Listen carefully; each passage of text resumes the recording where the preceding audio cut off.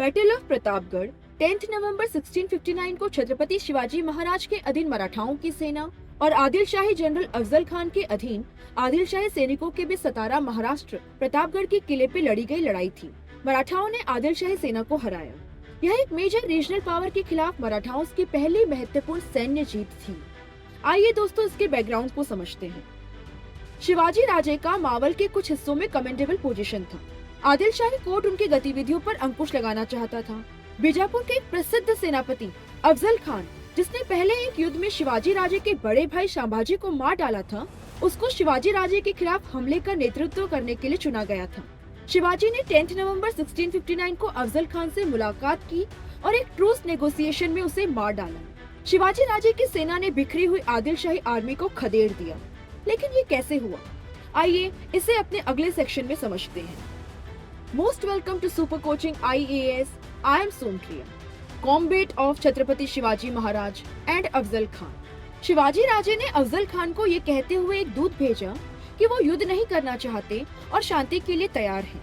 शिवाजी राजे और अफजल खान के बीच प्रतापगढ़ की तलहटी में एक शामियाने में एक बैठक आयोजित की गई थी। इस बात पर सहमति हुई थी कि वो दोनों अपने साथ केवल 10 निज अंगरक्षक यानी पर्सनल बॉडीगार्ड्स को लेकर आएंगे। सभी 10 अंगरक्षक शिवाजी और अफजल खान से 1 एरो शॉट दूर रहेंगे। शिवाजी राजे ने बैठक के लिए संभाजी कोंढालकर, जीवा महाला, सिद्धि इब्राहिम, काटाजी इंगले, कोंडाजी कनक, येशाजी कनक, कृष्णजी गायकवाड़, सूरजी कटाके, विसाजी मुराम्बाग और शांभाजी कारवार को चुना था।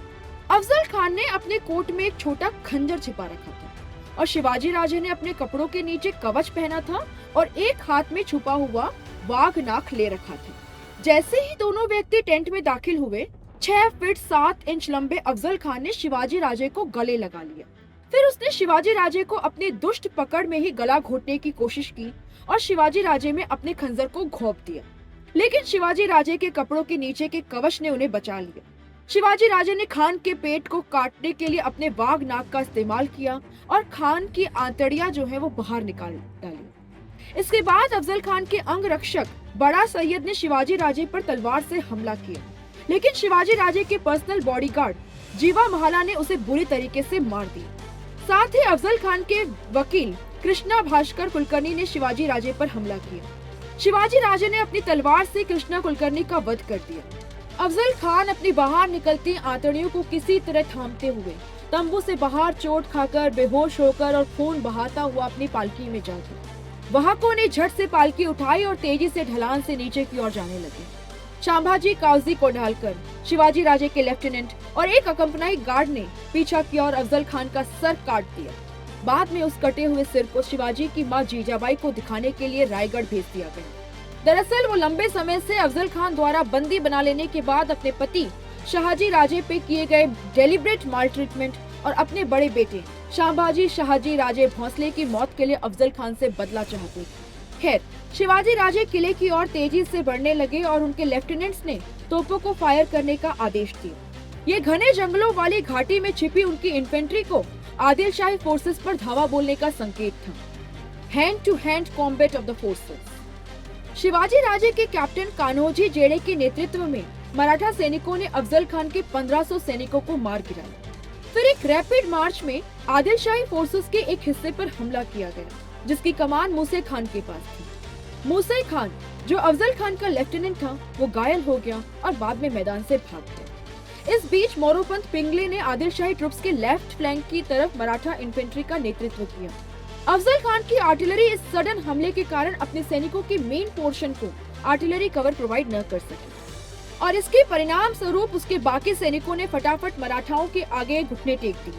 साथ ही इससे पहले कि आदिल शाही कैवेलरी युद्ध के लिए पूरी तरीके से तैयार हो पाती, शिवाजी राजे के सरदार रघु आत्रेय की कैवेलरी यूनिट्स ने आदिल शाही कैवेलरी पे आक्रमण कर दिया और उन्हें पूरी तरह से बहुत ही कम समय में पराजित कर दिया। नेताजी पालकर के नेतृत्व में मराठा कैवेलरी ने पीछे हटने वाली आदिल शाही फोर्सेस का पीछा किया, जो पास के गांव वाई में तैनात अपने रिजर्व फोर्सेस के एक हिस्से के साथ ज्वाइन करने का प्रयास कर रही थी।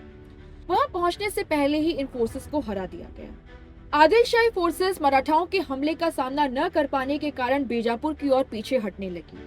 मराठा सेना ने रिट्रीटिंग आर्मी का पीछा किया और रास्ते में 23 आदिल शाही फोर्ट्स पर कब्जा कर लिया। दरअसल कोल्हापुर फोर्ट के आदिल शाही किलेदार ने खुद मराठाओं को चाबी सौंप दी थी। Aftermath of the battle. इस युद्ध का परिणाम कुछ इस प्रकार हुआ कि आदिल शाही फोर्सेस ने अपनी आर्टिलरी, 65 हाथी, 4000 घोड़े, 1200 ऊंट, 3 लाख रुपए के गहने, 10 लाख रुपए कीमती कपड़े का ढेर और टेंट्स को खो दिए, जो मराठास के कब्जे में थे। उन्होंने वाई में जमा अपना पैसा और अनाज भी खो दी। 5000 आदिल शाही सोल्जर्स मारे गए और कई अन्य घायल हो गए। 3000 सैनिकों को कैद कर लिया गया और शेष को हार में घर जाने दिया गया। वहीं दूसरी ओर मराठाओं ने 1734 सैनिकों को खो दिया, जबकि 420 सैनिक घायल हो गए, ये बताया जाता है। चूंकि पराजित सेना के साथ मानवीय व्यवहार करना शिवाजी राजे की नीति थी, इसलिए ना तो पुरुषों को और ना ही महिलाओं को स्लेव्स के रूप में या तो बेचा गया या मॉलेस्ट किया गया। वुंडेड कमांडर्स के साथ उनके रैंक के योग्य ट्रीटमेंट किया गया और या तो कैद कर लिया गया या बीजापुर वापस भेज दिया गया। सिद्दी हिलाल जैसे कुछ पराजित आदिल शाही जनरल्स ने अपनी वफादारी बदल दी और छत्रपति शिवाजी महाराज के अधीन सेवा करने के लिए मराठाओं में शामिल हो गए। अफजल खान की 2 बेटों को मराठाओं ने पकड़ लिया था, फिर भी शिवाजी राजे ने उन्हें छोड़ दिया। अफजल खान के पुत्र फजल खान और उसके साथ आदिल शाही सोल्जर्स को, जो बहुत बुरी तरीके से घायल हो गए थे, प्रतापराव मोरे द्वारा जावली के जंगल से बाहर एक सुरक्षित मार्ग दिखा दिया गया। एक बार दुश्मन मर गया तो दुश्मनी भी मर गई। जैसे अपनी फिलॉसफी का पालन करते हुए शिवाजी राजे ने इस्लामिक रीति रिवाजों के अनुसार अफजल खान को दफनाया और प्रतापगढ़ के पास उसकी कब्र का निर्माण किया। इनवैल्यूएबल और आउटस्टैंडिंग परफॉर्मेंस ऑफ सर्विस के लिए कान्होजी जेडे को शिवाजी राजे की स्वॉर्ड ऑफ ऑनर प्रेजेंट की गई। मारे गए सैनिकों के परिजनों को मराठा सेना में सेवा प्रदान की गई। जिन परिवारों को सहारा देने के लिए कोई पुरुष जीवित नहीं बचा था, तो परिवार को पेंशन प्रदान की गई। युद्ध के हीरोज को मेडल, कड़ा यानी ब्रेसलेट और घोड़ों से पुरस्कृत किया गया। खान की मृत्यु ने आदिल शाह के शासन को गहरा आघात पहुंचाया। प्रतापगढ़ की लड़ाई के 15 दिनों के भीतर उसके क्षेत्र का 1/4 हिस्सा, किले और उसकी सेना का 1/5 हिस्सा कब्जा कर लिया गया या नष्ट कर दिया गया था, जबकि शिवाजी ने अपने क्षेत्र को दोगुना कर लिया था और अपनी 1/10 सेना को खो दिया था। शिवाजी राजे ने कोल्हापुर की और कैवेलरी भेजकर अपना मोमेंटम जारी रखा, जो पन्हाला के प्रेस्टिजियस फोर्ट सहित 17 किलो पर कब्जा करने में सफल रही। दोरोजी पाटिल की कमान में दाभोल और राजापुर की और कैवेलरी भेजी गई, जो सदर्न कोंकण में किलो पर कब्जा करने में सफल रही। इस उल्लेखनीय जीत ने छत्रपति शिवाजी महाराज को मराठा फॉल्कलोर का नायक और उनके लोगों के बीच एक महान व्यक्ति बना दिया। मिलिट्री डोमिनेंस स्थापित करने और एक शक्तिशाली साम्राज्य द्वारा एक बड़े हमले को सफलतापूर्वक पराजित करने के बाद शिवाजी राजे ने मराठा साम्राज्य बनाने के केंद्र की स्थापना की थी।